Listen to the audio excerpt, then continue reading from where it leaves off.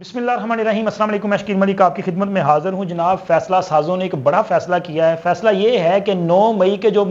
بغاوت سازش کے مقدمات ہیں اس میں اب عمران خان کے بعد ایک بڑی شخصیت کو بھی نامزد کیا جا رہا ہے۔ اس شخصیت کا نام میں نے آپ کے ساتھ شیئر کرنا ہے اس ویلاگ میں، اور اس کے ساتھ ساتھ بات کریں گے جی بند کرو لاہور۔ لاہور کو کیوں بند کیا جا رہا ہے؟ بڑی تشویشناک خبر ہے، اور کون بند کر رہا ہے لاہور کو؟ آخر کیا ایسی مصیبت آن پڑی کہ لاہور بند کیا جائے گا، اور کون اس کی اجازت دے گا؟ یہ 2 اہم خبریں ہیں جو آپ کے ساتھ شیئر کریں گے، لیکن اس سے پہلے درخواست ہے کہ ہمارے اس چینل کو سبسکرائب کر دیا کریں، ویڈیو کو لائک بھی کیا کریں اور شیئر بھی کیا کریں، اور اس کے ساتھ ساتھ کمنٹس باکس میں اپنی رائے کا بھی ضرور اظہار کیا کریں۔ تو جناب، ویلاگ میں مین خبروں پر آنے سے پہلے 2 خبریں آپ کے ساتھ شیئر کروں کہ آج اڈیالہ جیل میں ایک اہم ملاقات ہوئی ہے، اور اڈیالہ جیل میں ظاہر ہے پاکستان کا سب سے بڑا چور قید ہے، یعنی کہ عمران خان صاحب کو اڈیالہ جیل میں رکھا گیا، اور ان کے ساتھ ساتھ انہی کے جماعت کے جناب شاہ محمود قریشی صاحب اور پرویز لائی صاحب بھی اڈیالہ جیل میں موجود ہیں۔ تو لہٰذا آج عمران خان صاحب سے ان کی اہلیہ محترمہ اب تک کی جو اطلاعات ہیں اس کے مطابق بشرا بی بی، علیمہ خان، عظمیٰ خان نے وہاں پہ ملاقات کی ہے، اور جیل ذرائع کے مطابق یہ معمول کے مطابق ملاقات ہے، چونکہ فیملی ممبرز جو ہیں وہ منگل کے روز ملاقات کرتے ہیں، تو لہٰذا یہ ملاقات کی گئی ہے۔ اور بتانے والے یہ بھی بتا رہے ہیں کہ اس ملاقات میں عمران خان کی جو صحت ہے اس کو لے کے کافی تشویش کا اظہار کیا جا رہا ہے، اور خود عمران خان کی فیملی کے ممبرز اور ان کے وکلاء بھی بار بار یہ بات کر رہے ہیں کہ جی عمران خان کی زندگی کو خطرہ ہے، اور خدشے کا اظہار کیا جا رہا ہے کہ جی عمران خان کو جو ہے وہ شاید کھانے میں کوئی زہر دیا جا سکتا ہے، کوئی کہہ رہا ہے ان کی سلو پوائزن کی جا رہی ہے، حالانکہ یہ بڑی تشویشناک چیزیں ہیں۔ تو میرا اس پہ جو ایک مشورہ ہے، بلکہ میں تو یہ تجویز کرنا چاہوں گا فیصلہ سازوں کو کہ اس پورے معاملے کی تحقیقات ہونی چاہیے۔ اگر یہ باتیں اسی طرح چلتی رہیں تو یہ بھی اچھا سائن نہیں ہوگا، اور بڑی الارمنگ سچویشن ہو سکتی ہے کہ اگر عمران خان کے خلاف اس طرح کی سازش کی جا رہی ہے، یا عمران خان کے لوگ جان بوجھ کے ایسی افواہیں پھیلا رہے ہیں کہ جس کا پورے معاشرے پہ اثر پڑے۔ یعنی کہ اگر یہ ساری چیزیں پھیلانے کا مطلب کیا ہو سکتا ہے؟ مطلب وہی ہو سکتا ہے جی عمران خان کے لیے لوگ سڑکوں پہ نکل آئیں اور وہ کہیں جی عمران خان کو قتل کرنے کی سازش کی جا رہی ہے، ملک میں انسرجنسی جیسی صورتحال پیدا ہو جائے۔ تو لہٰذا ضروری ہے کہ فیصلہ ساز یہ جو پروپیگنڈا کیا جا رہا ہے نا، اس کو وہ کہتے ہیں کاؤنٹر کرنے کی کوشش کریں، نہیں تو پھر 9 مئی جیسا کوئی اور واقعہ بھی ہو سکتا ہے، چونکہ یہ ان کا یہ جو پروپیگنڈا ہوتا ہے نا، یہ بلا وجہ نہیں ہوتا۔ انہوں نے فوج میں 83% پاپولیرٹی کا پروپیگنڈا جب شروع کیا تھا تو تب سے میں نے یہ شور مچانا شروع کیا کہ یار اس کے پیچھے کوئی نہ کوئی گیم ہو سکتی ہے، تو وہ گیم 9 مئی کی صورت میں سامنے آئی تھی، تو لہٰذا یہ بھی کوئی عام سی چیز نہیں ہے، اس کو دیکھا جانا چاہیے۔ اور اس کے ساتھ ساتھ جناب عمران خان صاحب نے کافی دیر سے یہ درخواستیں کی ہیں کہ وہ جب سے قید ہیں تب سے ان کو خیال ہے کہ میں نے اپنے بیٹوں سے بات کرنی ہے جو کہ لندن میں گولڈ سمتھ فیملی کے ساتھ موجود ہیں، تو اپنی والدہ یعنی کہ جمیمہ خان جو ان کی والدہ محترمہ اور ایکس وائف ہیں عمران خان صاحب کی،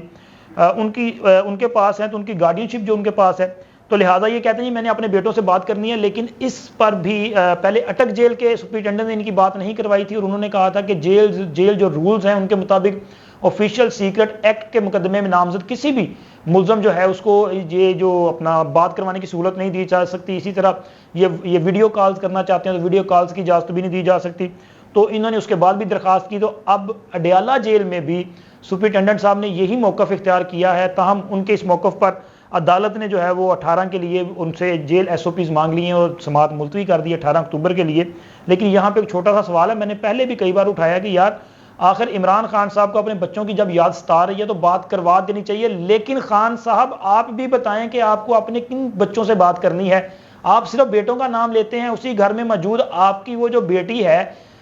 ٹریان وائٹ، جس کو آپ یہاں پہ تسلیم نہیں کرتے لیکن کیلیفورنیا کی عدالت میں آپ تسلیم کر چکے ہیں، اور اسی وجہ سے اس کی گارڈین شپ جمیمہ خان کے پاس ہے، اور آپ کے بچوں کے ساتھ ان کی تصاویر بھی موجود ہیں، تو لہٰذا ان کا نام کیوں نہیں شامل کرتے؟ آپ لکھیں کہ آپ اپنے بچوں کے ساتھ یعنی کہ اپنے بیٹوں اور بیٹی کے ساتھ بات کرنا چاہتے ہیں۔ حوصلے سے کام لیں اور بہادری کا مظاہرہ کریں اور تسلیم کریں کہ یہ آپ کی بیٹی ہے۔ ہاں جوانی کی غلطیاں ہو جاتی ہیں نا یار، مان لیں گے لوگ آپ کو، ٹھیک ہے، لوگ سمجھیں گے کہ آپ کی اس کو بہادری سمجھیں گے، بھائی آپ نے سچ بولا ہے، کم از کم کوئی ایک سچ تو بولیں۔ اس قوم کے ساتھ آپ نے سچ بولا ہی کب ہے؟ آپ نے صرف اس قوم کو جو ہے وہ دروغ گوئی کا کام لیا ان سے، اور ان کے ساتھ مسلسل جھوٹ بولا ہے، اور بعد میں کہہ دیا جی یو ٹرن لیا جاتا ہے، اور یو ٹرن کو بھی ماشاءاللہ آپ جائز قرار دیتے ہیں، اور آپ کو ماننے والوں پر اللہ نے اس طرح کا خاص کرم کیا ہے کہ جو آپ کہتے ہیں وہ اسی کو سمجھتے ہیں کہ بس یہی حرف آخر ہے۔ آج آپ اگر کہہ دیں کہ جناب علی میری نواز شریف سے صلح ہو گئی اور نواز شریف سے اچھا انسان کوئی نہیں، اور مجھے پورا یقین ہے کہ قوم یوتھ اس بات کو لے کے ثابت بھی کر دے گی دلیل کے ساتھ کہ جی عمران خان جو کہہ رہا ہے وہ سچ ہے اور نواز شریف سے اچھا سیاستدان دنیا میں کوئی نہیں ہے. لیکن چونکہ آج کل آپ کی ان کے ساتھ وہ کیا کہتے ہیں ساتھ تکونجا ہے، تو جناب وہ ان سے برا بھی کوئی نہیں ہے. لیکن خیر آپ جو مرضی کریں، آپ کو یہ سچ بھی ثابت کرنا چاہیے کہ جی وہ آپ کی بچی جو ہے آپ اس سے وہ بات کرنا چاہ رہے ہیں. تو خیر اب آتے ہیں جناب اپنے ویلو کے جو اصل معاملات ہیں، یعنی کہ جو اصل خبریں ہیں. تو سب سے پہلے جناب آپ کو میں نے خبر جو آپ کے ساتھ شیئر کرنی ہے نا، وہ یہی والی ہے کہ تشویشناک خبر جو ہے کہ جی لاہور بند کیوں کیا جا رہا ہے اور کیوں کرنا پڑ رہا ہے لاہور بند. آخر کون سی وجہ ہے کہ لاہور بند کیا جا رہا ہے؟ اس سے پہلے عمران خان صاحب بھی لاہور میں لاک ڈاؤن کر چکے ہیں. وہ کہتے ہوتے تھے نا کہ میں کراچی بند کروں گا، فیصل آباد بند کروں گا، میں لاہور بند کروں گا، میں جناب ملتان بند کروں گا. بڑی خواہش تھی ان کی کہ لاہور پاکستان جو ہے وہ بند ہو جائے. لیکن دیکھیں پاکستان بند نہیں ہوا اور خود وہ جا کے جو ہے وہ کبھی اٹک جیل میں کبھی ڈیالہ جیل میں بند ہو چکے ہیں. تو لہٰذا چلیں اس کو چھوڑیں، آپ اس طرف آتے ہیں. تو جناب آج اس حوالے سے جو ہے وہ پنجاب حکومت کی طرف سے یہ اہم فیصلہ لیا گیا ہے اور اس کی وجہ جو ہے وہ سموگ کی بڑھتی ہوئی وبا ہے اور یہ بڑی خطرناک ہے. سموگ نے پچھلے چند سالوں سے پاکستان اور بالخصوص پاکستان کے چند شہر جن میں لاہور سر فہرست ہے اس کو اپنی لپیٹ میں لے رکھا ہے اور سموگ کی وجہ سے شہر میں جو ہے وہ گلے کی اور جلد کی بیماریاں جو ہیں بہت زیادہ پھیلتی ہیں. اور کئی سالوں سے پچھلے چند سالوں سے جو ہے وہ اکتوبر اور نومبر کے جو 2 ماہ ہیں ان کو کافی تشویشناک قرار دیا جاتا ہے. اور لہٰذا اس حوالے سے انتظامیہ کی طرف سے صوبائی حکومت کو یہ تجویز کیا گیا تھا کہ کچھ اہم جو اقدامات ہیں وہ کیے جانے، یعنی کہ یہ جو بھٹے وغیرہ ہیں اینٹوں والے ان کو بند کرنا ہے. اسی طرح دھواں چھوڑنے والی انڈسٹریاں جو ہیں ان کے خلاف کارروائی ہونی ہے، ان کو بند کیا جانا ہے. دھواں چھوڑنے والی گاڑیوں کے خلاف کارروائی کرنے کی تجویز دی گئی تھی. یعنی کہ ایسے وہ کام کرنے کی تجویز تھی جن کی وجہ سے دھوئیں کا جو ہے وہ کم سے کم ہو سکے. یہ جس سے دھواں پیدا ہوتا ہے تو یہ پولوشن پیدا کرتا ہے، تو لہٰذا اس کا تدارک کرنا ضروری تھا. تو لہٰذا اس حوالے سے آج یہ فیصلہ کر لیا گیا ہے اور یہ وزیر اعلیٰ پنجاب کی صدارت میں ہونے والے اجلاس میں ہوا ہے جس میں یہ کہا گیا ہے کہ 2 ماہ تک جو ہے بدھ کے روز ہر بدھ کے روز، یعنی کہ